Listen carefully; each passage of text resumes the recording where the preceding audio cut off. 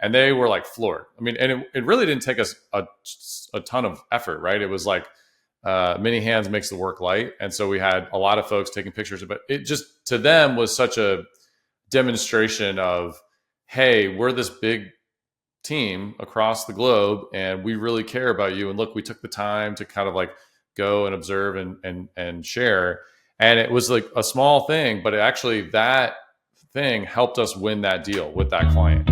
Building great experiences, revolutionize your business. Building great experiences, innovative strategies. Building great experiences, elevate for your customers. Like, comment, and subscribe.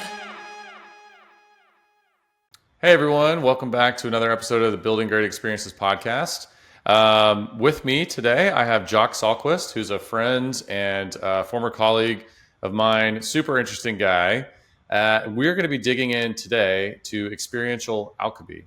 And you probably have no idea what that means. And so we're going to talk about what it is and why it matters. But Jock, welcome to the show, man. Hey, thanks. It's great to be here. Yeah, for sure. Well, I'm going to give a little bit of a backstory and kind of tee up Jock. So Jock and I met at my former employer. Jock is a really interesting guy, been in the experience space for quite a few decades. He's also an artist. He goes by the Otherwise Invisible. Definitely look him up on Instagram. He's got some really interesting work out there.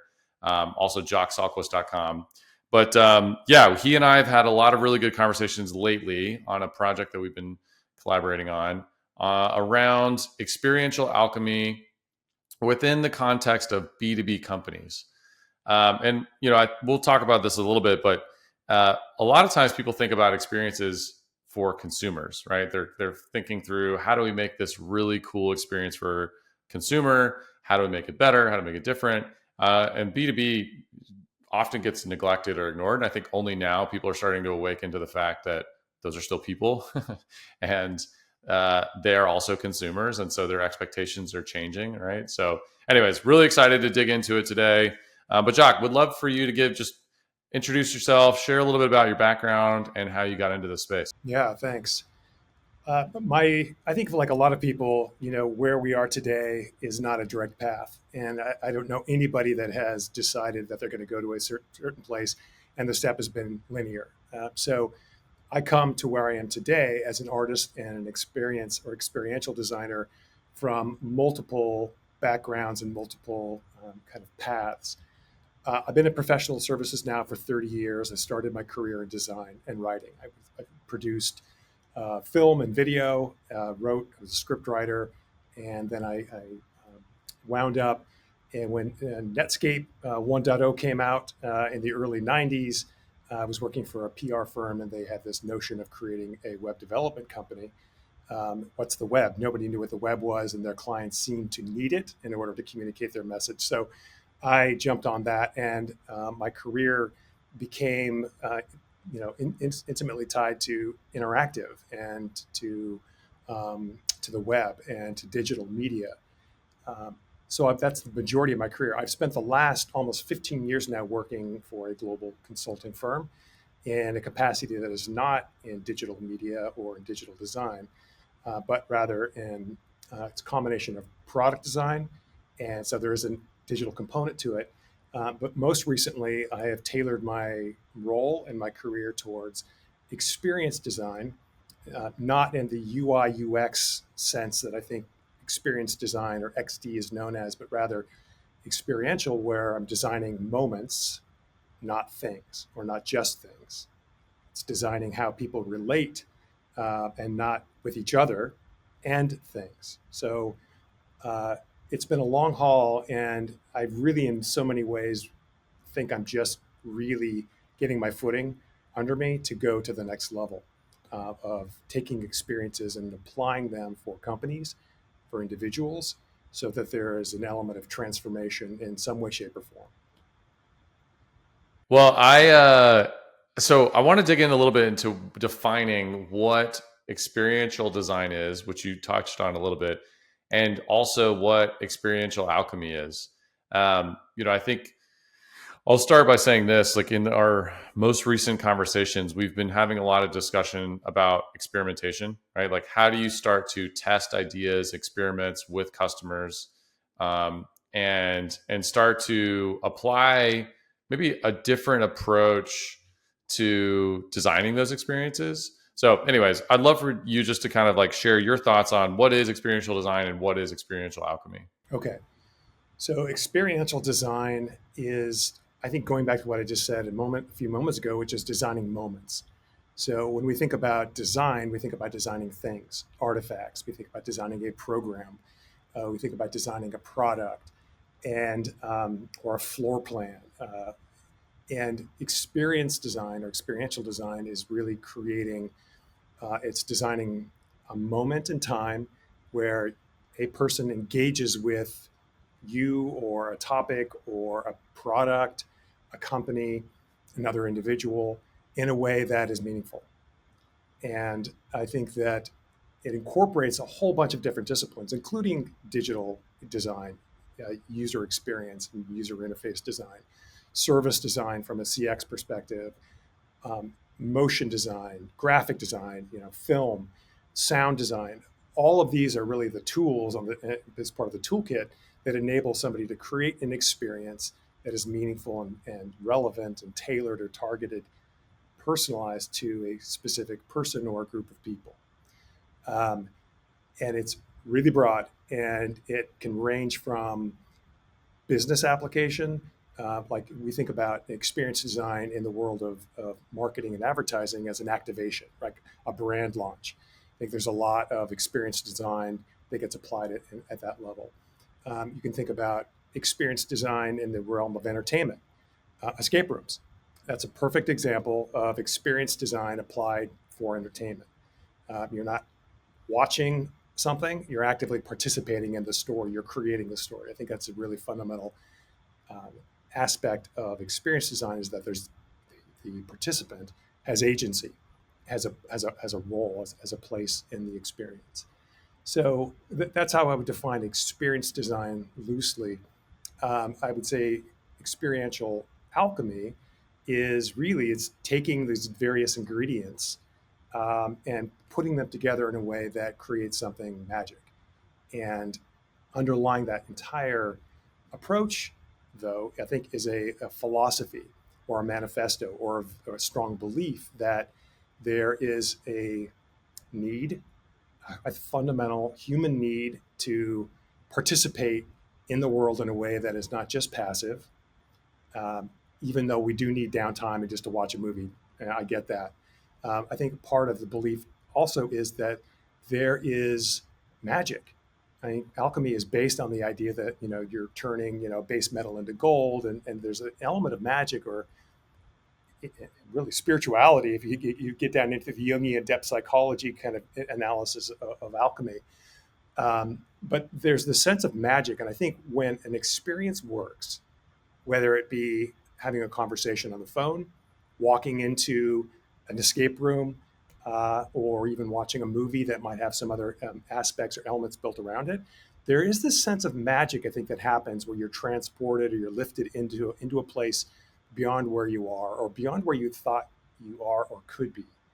And this is what is so inspiring to me about experience design. It's wide open, it's very broad, and at the end of the day, it's delightful. It can, at a minimum, if you've just delighted somebody, I think you've done them a service, and it's worthwhile. I love it. So I was perusing your Instagram account recently, and I know you've recently done this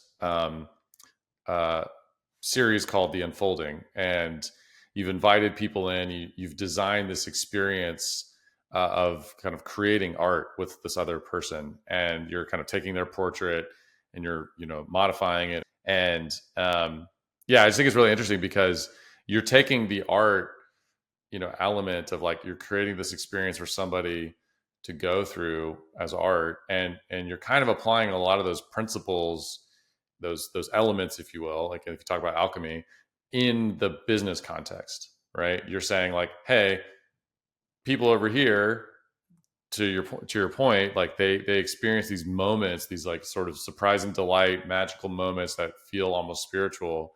Like it works in the normal world. Like why are we not using it in business, right? And so um, I think it's really cool what you're doing. Maybe talk a little bit more about your art and how that's like inspired or informed your work. So I would say first and foremost, I am an artist, and that is I'm oriented towards creating art and experiences. And so there's a day job world, and then and there's everything else around it, and I have a foot in both of those. My art practice is based on wabi sabi, which you indicated, and it is really the philosophy of celebrating the imperfect, or finding beauty in the imperfect. And this particular series, this unfolding series that you mentioned, is really strongly based on the idea of helping people find the beauty in themselves, that they may not see, that may be otherwise invisible. And you mentioned my Instagram account is the otherwise invisible. That is a fundamental through line for me, is what is otherwise invisible, and I think it applies in my art. I also think it applies in business. It's that invisible, intangible thing that we're trying to tap into with a customer, and it might be the sale. That's a transaction, but there's like it's that warmth, it's that affiliation, right? It's that other thing that's otherwise invisible that you can't quite put your fingers on or can't quite articulate it. That's the thing that I'm interested in as an artist and as a designer. So, for those of you that will take the time to go to see my Instagram account or go to my website, it's not for everybody. I am not an artist that is going to create a pleasing portrait to put up on the wall, and quite intentionally, because I believe that, and this is, let's chalk this up to one of the elements of experiential design and alchemy, is honesty and truth. And sometimes the truth is brutal. Sometimes it is not pretty, and it is not always just packaged up in such a way. And my intent is not to shock or to be horrifying in any way, but rather to provoke or evoke this sense of looking at something that is unseen, typically on the day-to-day basis, and finding beauty in that, and finding beauty in yourself. Ultimately, that's what my art practice is about. Yeah. I think it's interesting if you think about concept of beauty in the business world. It often gets kind of like shoved off as like not important, right? Like, we don't really, it's not like there's no, how do we measure beauty? How do we know if it's good or not good, or right? All these sort of things. And something I was just thinking of, like, as you were talking, is this idea that your art isn't for everybody, right? But it is for some people, and certain people will find it beautiful. And I think if you kind of like take the kind of customer experience lens to this, it's like you have a persona, right, where your art is beautiful to them or is in sort of engaging to them, and you're able to create this experience for those personas where they can kind of go through this journey with you and see the the beauty in the things that are broken or what have you. And I think in the business world that's relevant too, right? If you start to think about like the people that you're serving, your customer, right? And if you're in a B2B space, which is kind of the frame of this conversation, like the person who's on the other side of the table, the person who's on the other side of the Zoom screen or the Teams call, like who is that person? What do they care about? What do they need? And then how do you create these moments for that individual where they feel heard, seen, cared for, considered? And that can look a lot of different ways. Like some of the things that you and I have talked about lately is, you can create these events, these immersive events that, in a B2B world, like is unusual or uncommon. And it's going to separate your brand from others because you're doing something that isn't just the standard, like, hey, we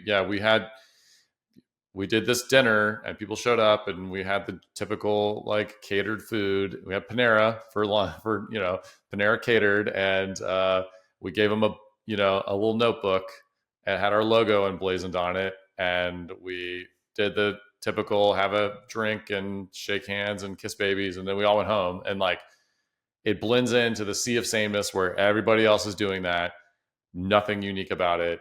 But then there's these other types of experiences, like you've shared this one that you've done before called a quantum leap, where you're bringing somebody into the future. Like, here, imagine this is the future, right? You're 2030. What does your business look like? And you're kind of transporting them to this other place. And now they're going to remember that the rest of their life. They'll be like, man, I went to 2030 in 2024 and I saw this amazing experience, and it's going to inspire ideas. They're going to talk about it. They're going to tell other business leaders about it. And ultimately it's good for business, right? Because now you're like cemented in their mind as someone who cares about them, someone who's considering all the different sort of facets. You're designing something that is not just same old that everybody else gets.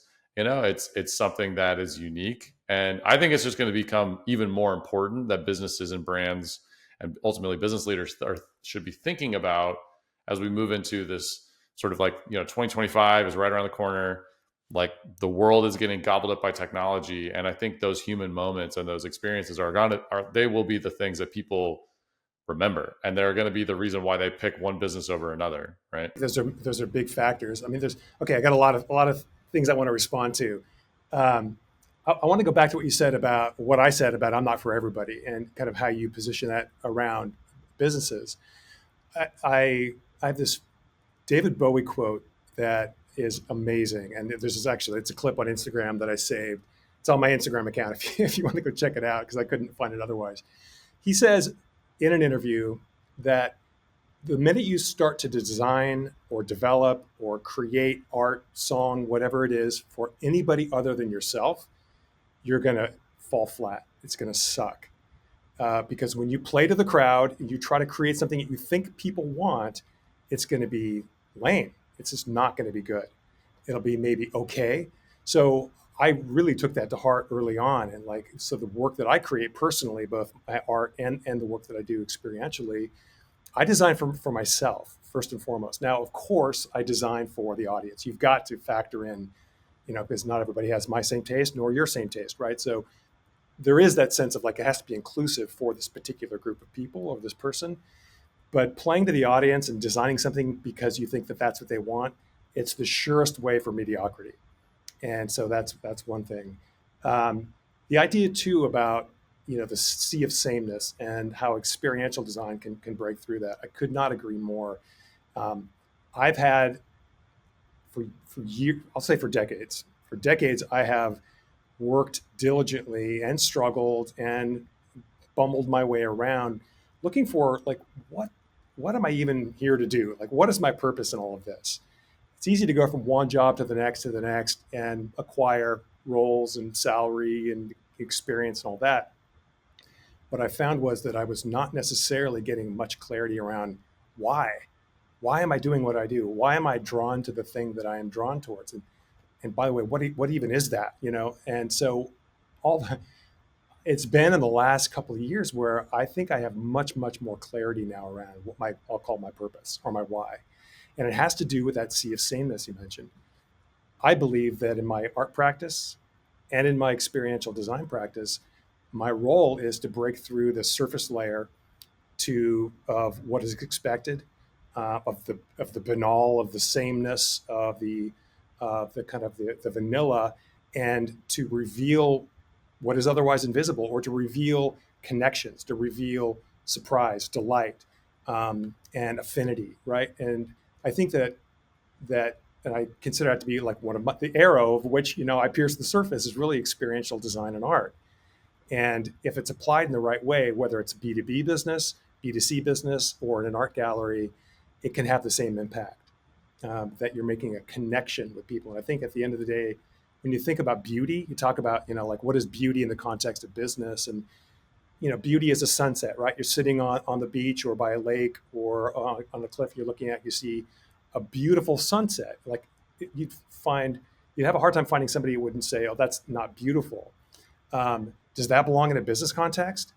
Well, a sunset, a picture of a sunset may or may not, but I think with the essence of what we're saying, what's beauty is connection. That there's this opening up, the sense of opening, the sense of connection, and leaning in towards the thing. and ultimately a sense of like, hey, there's something bigger happening. I'm part of something bigger than just myself. And so it's this act of leaning in, and then this realization that, wow, I'm part of this big thing called the universe or the world or a company or a team, or these are all, I think, the outcomes of what experience design might strive towards in some ways. I would love to hear you share maybe like two or three experiences that you've created for clients, and maybe some of the lessons learned as you were doing those experiments. Let me start with the one you mentioned earlier, the quantum leap, because that's I would say that's definitely one of the experiences that I've designed that I think has had a big impact and has the potential for even bigger impact down the line. So let's chalk this quantum leap up to a day-long workshop, all right, just to frame it up in the context of like what we can all agree on. Okay, we're going to go do a day-long planning session in a place. Okay, I think that we've all done that in some way, shape, or form, right? Uh, this would have been now 2 years ago, where one of my colleagues came to me and said, "We're doing this." At the time, it was going to be a 2 day long planning. We're going to fly 20 people in from around the country, and we're going to spend 2 days planning our 5 year plan. What does our offering look like in 5 years? And I had that light bulb moment that went on, which was I could jump in and help you, do that and give me something to do, and I can make, elevate it a little bit, or we could get weird and we could really go for it. And if we could break through the expected and we can make it more memorable, more interesting, and ultimately more effective. And so I asked, are you willing to get weird? And he happened to be the kind of guy that was like willing to take chances and experiment up to a point. He said, yeah, let's try it. So what came out of that was the idea of doing a working backwards session, the Amazon style, you write a press release, working backwards session. That was really the core premise of the session. Let's work backwards from, I think 2028 was the time frame. And so I asked the question, well, if we're going to work backwards, instead of talking about 2028, why don't we go to 2028? And what if we were to create a world, recreate the world? Well, I guess it's not recreating because it hasn't happened yet. So creating the world of 2028, taking and quantum leaping a group of 15 people into the future where they are exposed to all of the amazing things that they were able to achieve in the 5 years leading up to that. So AKA their vision. So we designed, and it was kind of me and one other person. So it was the fidelity, and we should talk about fidelity and craftsmanship and how that applies to this. This was kind of more of a prototype, really, to test out the theory. We designed on the top floor of a building the year 2028. And what I had people do was we prepped them for 2 weeks ahead of time. They had a pre-leap briefing, and they knew they were going to be going to the future, but they didn't have really any idea what it was. When they showed up in Seattle, what they got was a leap pack that had all the supplies and everything they needed to do their forensic and archaeological kind of sleuthing when they get into the future, and snacks. And then I blindfolded them. I put them on a time machine, AKA a freight elevator. And we went up to the top floor, and there they stepped into, and they spent the next 6 hours in the year 2028. There were posters. There were with clues about what they had achieved, all the way down to on the color printer. We had some clues written on that were a hint towards the client and their technology and what that might look like in 2028. So we tried to be obvious, as well as you have to hunt around a little bit to find things.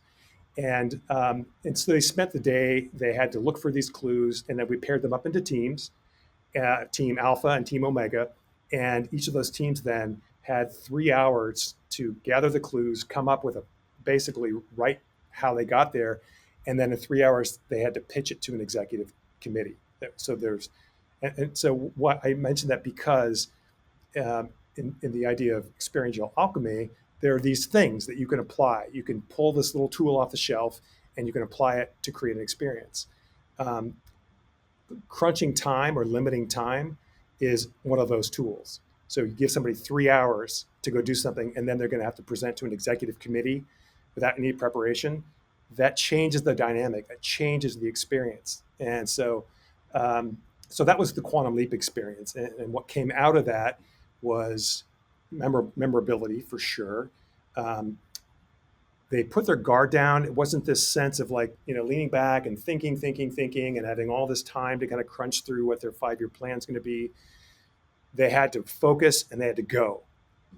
And it doesn't mean that what they came up with was the right plan. In fact, while they were competing and one team did win, technically, the ideas from both teams came together to create the actual plan, which was the intent. So, combining some of these things, including then world building. This is another thing. Like one attribute of a good experience is designing and building a world that people come into. The Apple Store is a world, right? You're listening onto a call system. That is a world.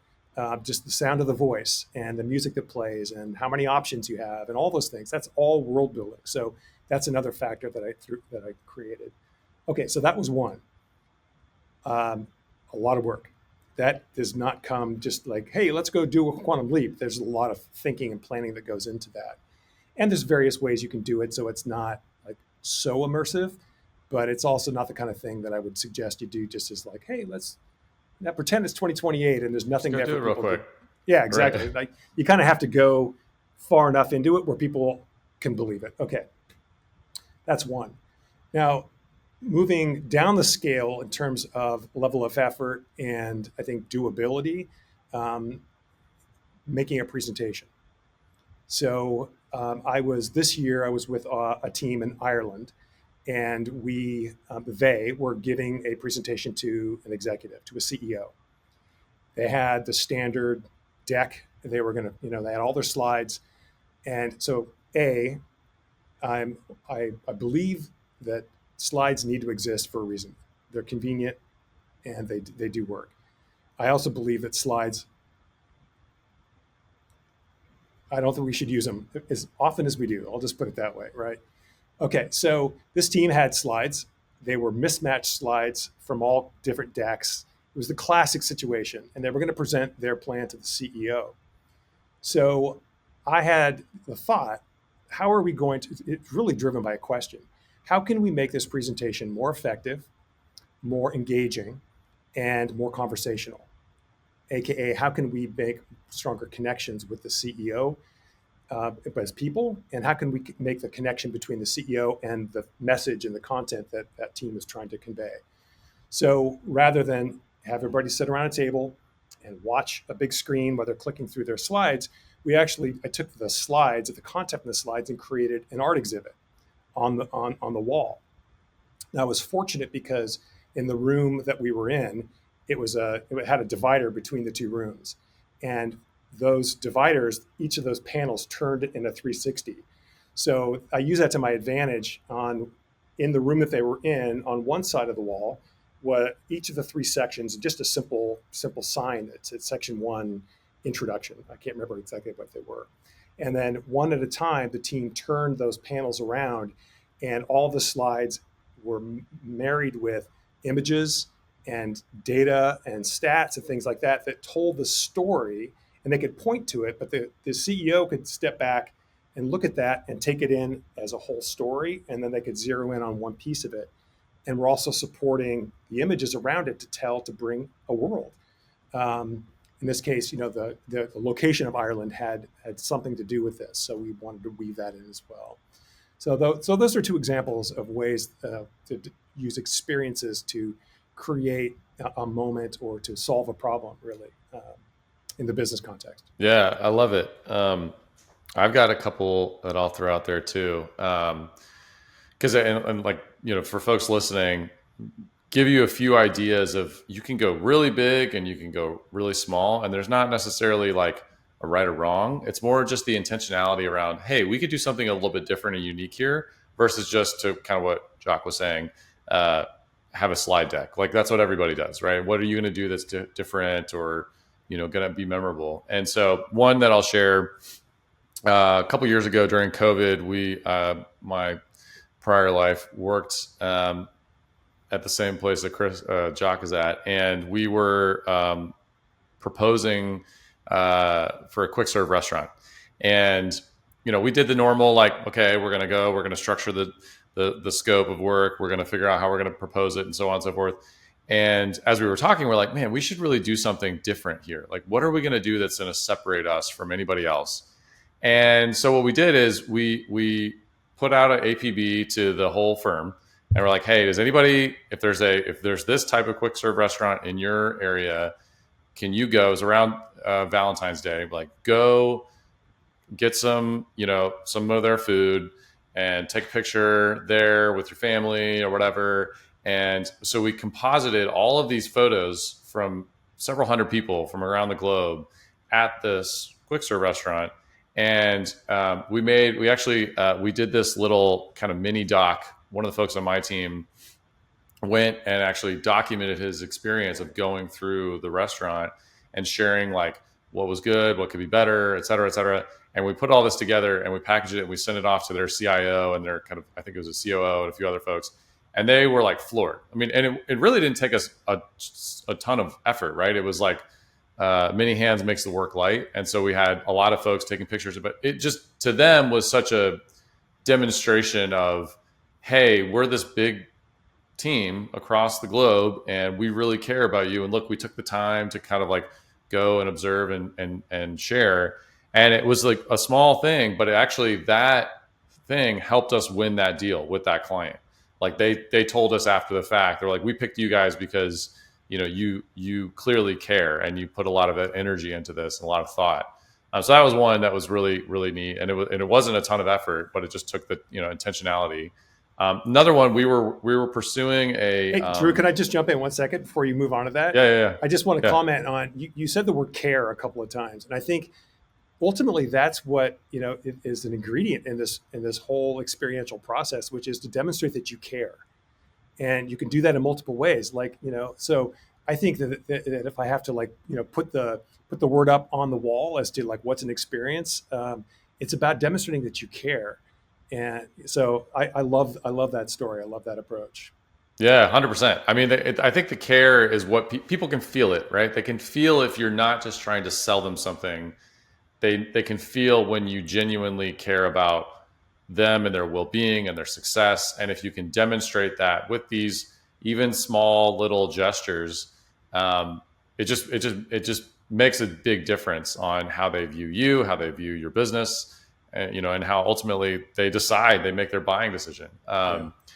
So the other story is kind of a similar one, but even on a smaller scale. So we're pursuing a sports team, and we had gone to a lot of effort of, like, we went and observed on our own dime. Like, we didn't charge them for this. We went and observed the games, and we kind of were, taking in a lot of information about the fan experience. Like, how might we make the fan experience better?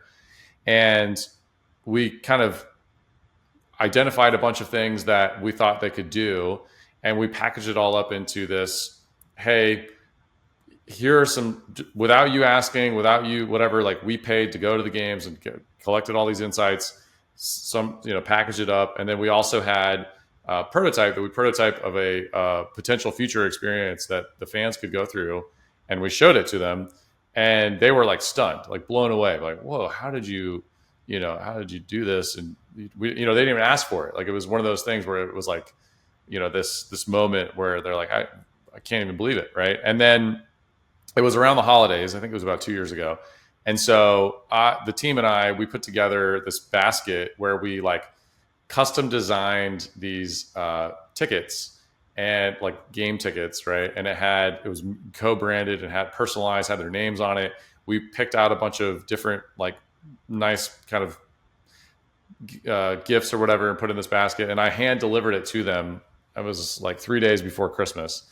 And it was, like, again, one of those things where they were just, like, stunned by the care. And I share those stories not because of, like, look how great I am, but more, I've seen the impact of when you make those intentional decisions to say, there's going to be a little bit more work, but we know it's going to pay dividends because, in this context, like, the client is so much more energized and excited about working with you And it really, frankly, pushes every other competitor or vendor out of their mind. And they're like, I want to work with these folks because they clearly want to do business with us. They've gone above and beyond sort of what was asked, right? And I think that's what, a lot of business leaders, you can take these types of examples and apply them in your context, right? Whatever industry you're in, it doesn't have to be in a service business. You can have a product business, right? And it's how do we add little things to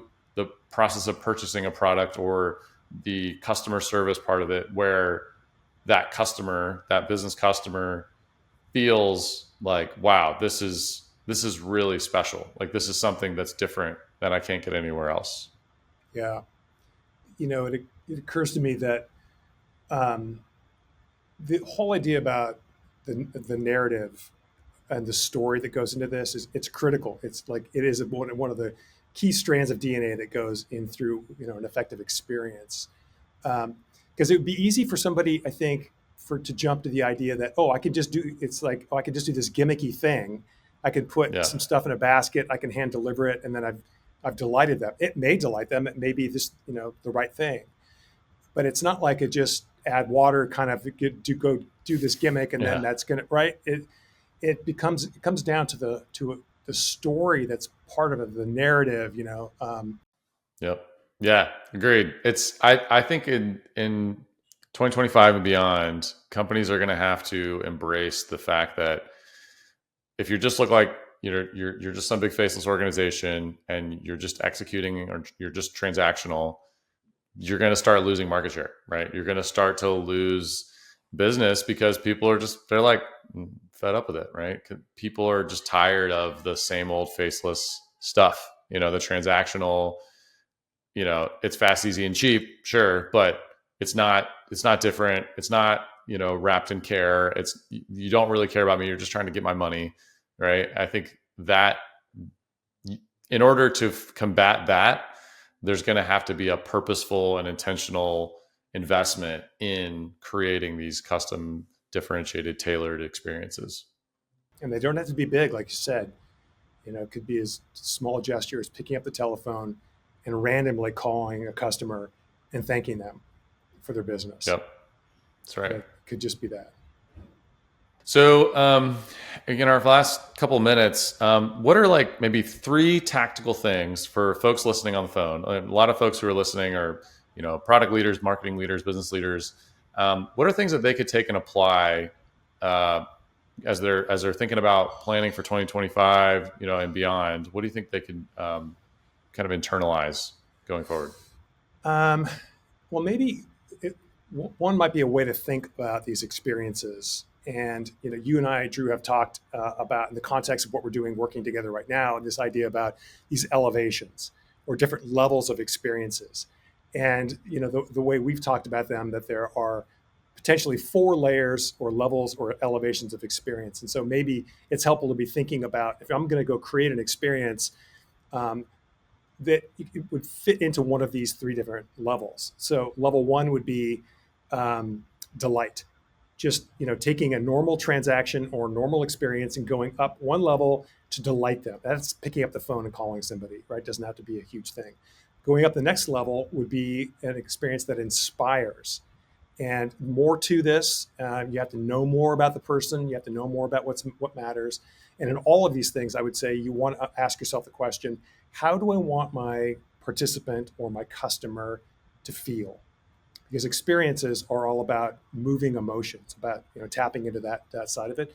So asking, how do you want them to feel? So if you get into a place where you want to design experience, to inspire them to do something. The next level up would be to transport.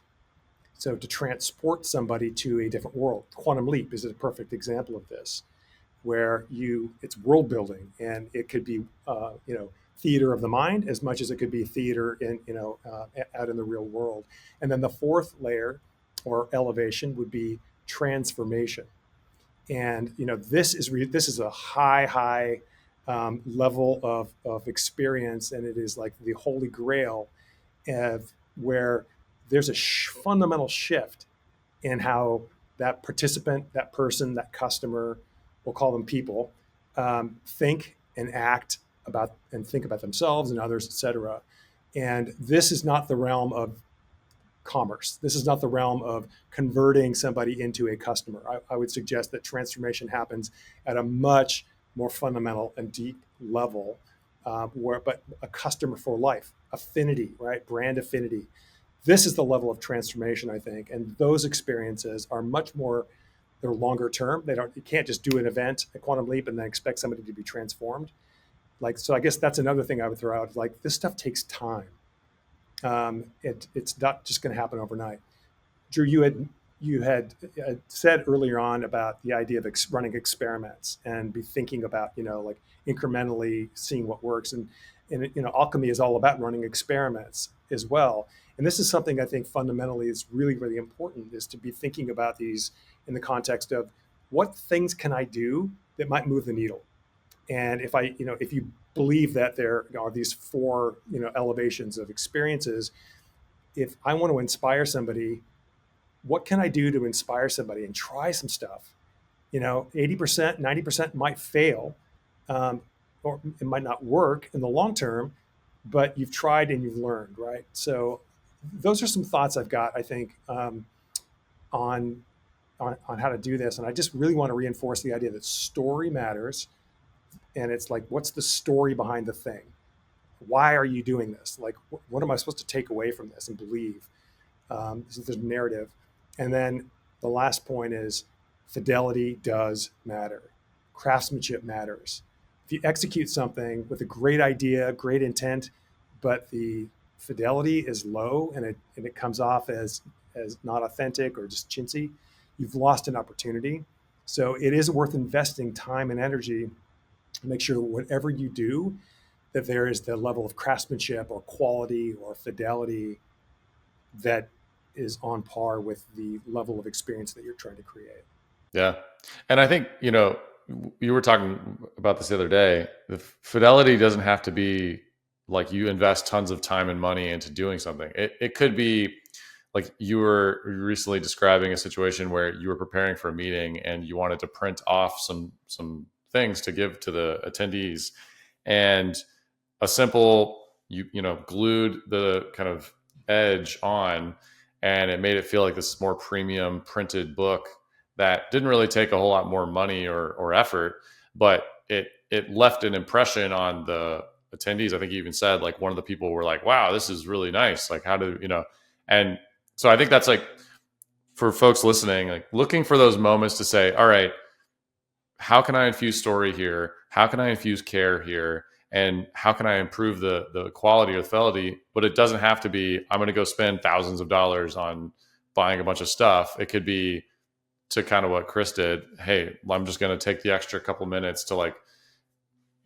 bind this in a more high quality way, right? Okay, okay, check this out. So for those of you that are listening, if you want to walk away with nothing else, to take away nothing else, here's a way to up-level the binding of a document. And this is a really practical, technical thing. So instead of putting a 3-ring binder on this packet that Drew was talking about that I was giving out to a team, I stapled it on edge, 1, 2, 3 staples on the spine. And then I had a cardstock front and back, so it felt heavier on the cover and the back. And then I cut a 1/2-inch strip of cardstock that I folded in half, and I glue that over the staples. So that becomes, it feels like an expensive bound book, and it was 100% free. All it took was my labor to do it. So that's an example of like a way that you can up level. Like tomorrow, you could show up, instead of the staples, show up with a paper bound document, and you're already on your way to delighting, surprising, and transforming your customers. Hey, you heard it here, folks. That's right. You can put the special binding on, right, and close more deals. Awesome. Jock, fantastic to have you on the show, man. I've really enjoyed the conversation. Where can folks find you online? So jocksallquist.com, and my Instagram is @the_otherwise_invisible. And that is primarily going to orient you to my artwork. But I think that's probably the best place to dive in and see what I bring to the world. Awesome. And folks, you can find me pretty much on every social platform, Drew H. Burdick, and also drewburdick.com. Jock, thanks again, man. Looking forward to continuing the conversation. It's great. Thank you for your time.